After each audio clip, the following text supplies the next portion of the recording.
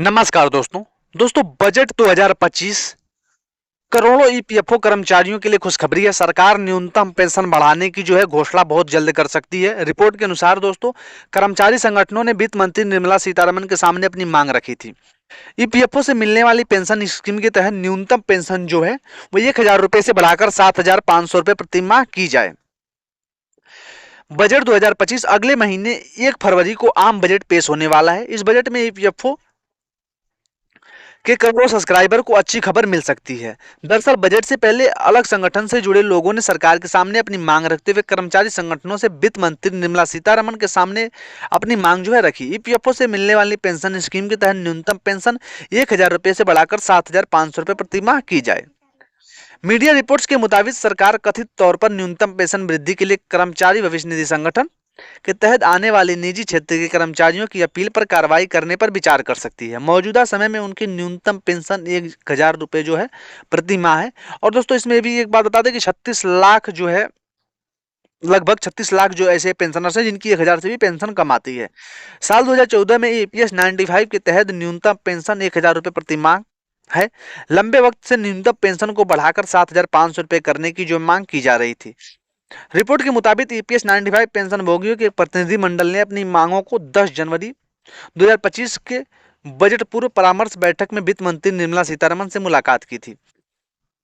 उन्होंने सरकार के सामने 7,500 रुपए की न्यूनतम मासिक पेंशन के साथ साथ पेंशन भोगियों को और उनके जीवन साथी दोनों के लिए महंगाई भत्ते में बढ़ोतरी और मुफ्त चिकित्सा उपचार की सुविधा देने की मांग रखी थी। रिपोर्ट की मांगे तो सीतारमण ने ईपीएस 95 राष्ट्रीय आंदोलन समिति को आश्वासन दिया कि उनकी मांगों पर समीक्षा की जाएगी। रिपोर्ट में यह भी कहा गया कि ट्रेड यूनियन ने भी सत्र के दौरान वित्त मंत्री से मुलाकात की, लेकिन उन्होंने पेंशन को कम करके जो है 5,000 रुपए प्रति माह करने की वकालत की। ट्रेड यूनियन की इस मांग की ईपीएस 95 राष्ट्रीय आंदोलन समिति ने आलोचना की।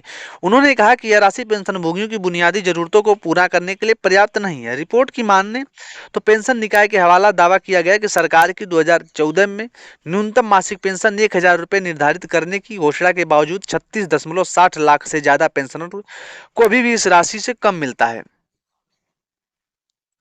ईपीएफ कंट्रीब्यूशन ईपीएफ मेंबर हर महीने अपनी बेसिक सैलरी से 12% जो है प्राइवेट फंड में कंट्रीब्यूट करते हैं और उतना ही योगदान कंपनी की तरफ से किया जाता है। कंपनियों का कंट्रीब्यूशन जो है दो भागों में बढ़ जाता है, जिसमें 8.33% एम्प्लॉय की पेंशन स्कीम में जाता है और 3.67 जो है एम्प्लॉय प्राइवेट फंड में जो है वो जमा होता है। करोड़ों ईपीएफ सब्सक्राइबर को होगा फायदा। पेंशन भोगियों की मांगों की समीक्षा करते वित्त मंत्री निर्मला सीतारमण ने जो आश्वासन दिया उससे लाखों रिटायर्ड जो है लोगों के मन में एक नई आशा जगा दी।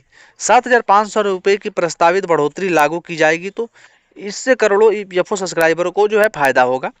सरकार का यह कदम जो है भारत के बुजुर्ग कार्यबल के लिए वित्तीय गर्मियां सुनिश्चित करने का एक नया आशा शुरू करता है।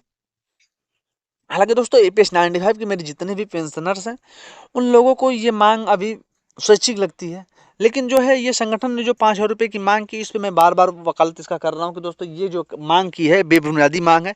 ये सरकार के हक में हमारे एनएससी के बहुत सारे ऐसे प्रतिनिधि मंडल है जिन लोग पे इन पे आरोप भी लगाए कि ये लोग जो है सरकार के लिए काम करते हैं। सरकार के लिए ही काम करते होंगे क्योंकि आज 10 साल से जो है एनएससी ने अपना स्टाफ मतों में रखा हुआ है, ना उससे कोई डिस्कशन ना कुछ और डिस्कशन। जब इनकी बैठक होती है तो इनकी भी हो जाती है और ये लोग जाके अलग से अपनी मांग जो है पेंशन को कम करने का रख देते हैं। तो किस वक्तव्य पे आपने मांग रखा ये तो खैर आप डिस्कशन के बाद ही बता सकते हो, लेकिन जो ये मांग रखी गई है ये हमारे पेंशनरों के लिए पर्याप्त नहीं है। हालांकि इसमें बढ़ाने पे आप लोगों को जोर देना चाहिए और जो है ये मांग जो 7,500 रुपये प्लस डीए प्लस मेडिकल दोस्तों ये सुविधाएं जो है फैसिलिटी हमारे बुजुर्ग पेंशनरों को देना चाहिए। हालांकि दोस्तों आने वाले संभावित बजट में इसकी जो है संभावना मीडिया रिपोर्ट की माने तो भी दोस्तों और सूत्रों के मुताबिक भी अगर कहा जाए तो मिनिमम पेंशन पे सरकार दोस्तों जरूर कुछ ना कुछ रुख अपना साफ करेगी और स्पष्ट करेगी। तो दोस्तों तब तक हमें देखना होगा आने वाले टाइम में हम ईपीएस 95 पेंशन जितने भी हैं हम लोगों को धैर्य इस बात पे रखना होगा और कमांडर अशोक राव साहब के नेतृत्व में दोस्तों ईपीएस 95 पेंशनरों का 100% दोस्तों मिनिमम पेंशन को बढ़ाया जाएगा। लेकिन अब ये मैं कंफर्म नहीं आप लोगों को इस चैनल से बता सकता कि कितना बढ़ाया जाएगा। हालांकि सरकार दोस्तों इस पर गंभीरता से विचार कर रही है, लेकिन उम्मीद भी हम ये लगा रहे हैं कि दोस्तों हमारी जो मांग है वो मांग हमारी पूरी कर दी जाए ताकि हमारे जितने भी पेंशनर्स हमारे भाई हैं उन लोगों को राहत मिल सके। क्योंकि वो लोग जिस परिस्थिति से गुजर रहे हैं, जितने पेंशनर्स हमारे स्वर्गलोक जा चुके इस लड़ाई को लड़ते लड़ते, अब वो हमारे बीच तो नहीं रहे, लेकिन जो हमारे भाई हैं जो हमारे दादा हैं इस बीच में उन लोगों को तो सपोर्ट मिले। तो फिलहाल दोस्तों आप लोग भी जो हमारे ईपीएस 95 पेंशन के तहत नहीं आते हैं दोस्तों, उन लोगों तक भी वीडियो पहुंचे। तो अपील यही रहेगा कि आप लोग भी मेरे साथ आइए और ईपीएस 95 पेंशनों का जो है पैसा बढ़ाइए। आने वाले टाइम में आपके बच्चे या उनके बच्चे, हर कोई दोस्तों इसके नीचे से ही गुजरना है। सबको ईपीएफ फंड में पैसा जमा होना ही है। सभी लोगों को सरकारी नौकरियां नहीं मिल सकती। तो इस प्रकार से आप लोग साथ रहेंगे तो ईपीएस 95 पेंशनों का पैसा बढ़ेगा। तो हालांकि एक आदमी का तो पैसा बढ़ेगा नहीं, सपोर्ट होगा तो सभी को होगा। ईपीएस 95 में जितने भी हमारे पेंशनर्स हैं वो दिन रात एक करके बड़ी बड़ी मीटिंगों में इकट्ठा हो रहे हैं। तो क्यों हो रहे हैं? चलिए दोस्तों, फिलहाल मिलेंगे नए वीडियो में, तब तक के लिए थैंक यू।